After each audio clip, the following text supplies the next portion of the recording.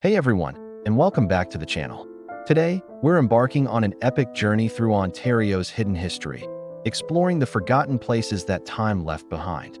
From bustling towns to top-secret bunkers, these locations tell a story of ambition, change, and sometimes secrets. Ready to dive into the past? Let's go! Our first stop is right beneath our feet, in the heart of Toronto. Did you know there's an entire abandoned subway station hiding in plain sight? It's called Lower Bay. Opened in 1966 as part of a bold but flawed transit experiment, it was only used for 6 months before being shut down. The idea was to interline the Bloor Danforth and Yonge University lines, but it caused massive delays and confusion. Today, Lower Bay is a ghost station, a time capsule of 1960s transit design. It's not open to the public, but you might have seen it without realizing. It's a popular filming location, standing in for subway systems in movies and TV shows. Occasionally, the TTC will route a train through here for special events or during service disruptions, giving lucky passengers a fleeting glimpse into a forgotten piece of Toronto's history. It's a silent testament to a grand idea that just didn't work out. Next, we head east to the St. Lawrence River, where entire communities lie submerged beneath the waves. These are the Lost Villages. In the 1950s, the construction of the St. Lawrence Seaway and its massive hydroelectric dam was seen as a monumental step forward for Canada. But progress came at a cost.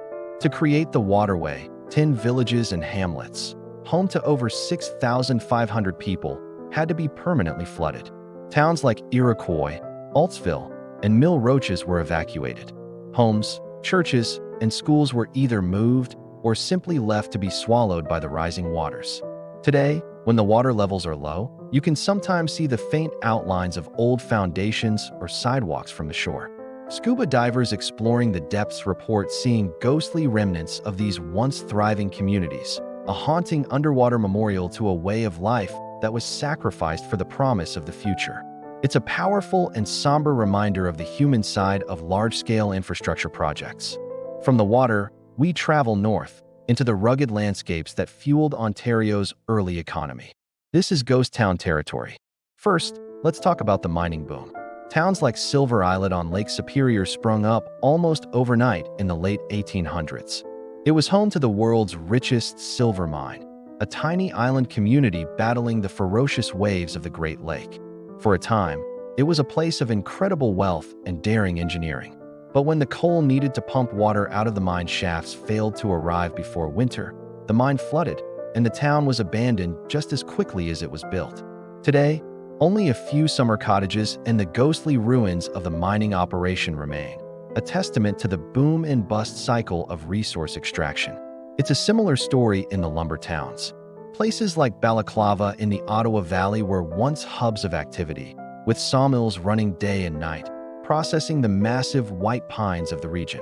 For generations, the sound of saws and the smell of fresh-cut lumber filled the air. But as the forests were cleared and the industry moved on, the town slowly emptied. The mill fell silent, the general store closed its doors, and people left to find work elsewhere. Balaclava has become one of Ontario's most famous ghost towns. The decaying general store and a few weathered houses are all that's left, slowly being reclaimed by the very nature that once gave the town its purpose. These mining and lumber towns are like open-air museums, showing us a raw, unfiltered glimpse into the hardships and hopes of Ontario's pioneers. Now, let's shift from the 19th century to the 20th, in a time of global fear, the Cold War. Scattered across rural Ontario, hidden in plain sight, are massive underground bunkers built to ensure the survival of government in the event of a nuclear attack. The most famous is the Defen Bunker, located near the village of Carp, just outside Ottawa. This 4-story, 100,000-square-foot underground fortress was designed to house over 500 government and military officials for up to 30 days.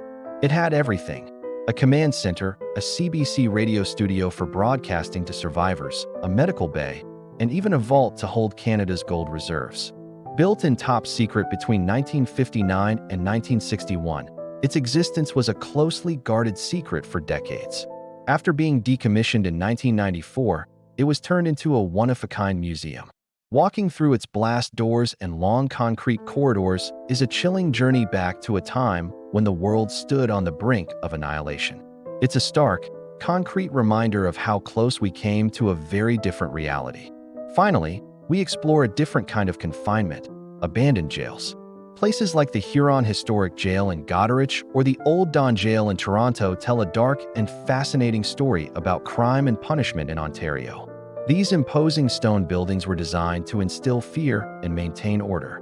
The Huron Jail, with its unique octagonal design, operated from 1841 to 1972.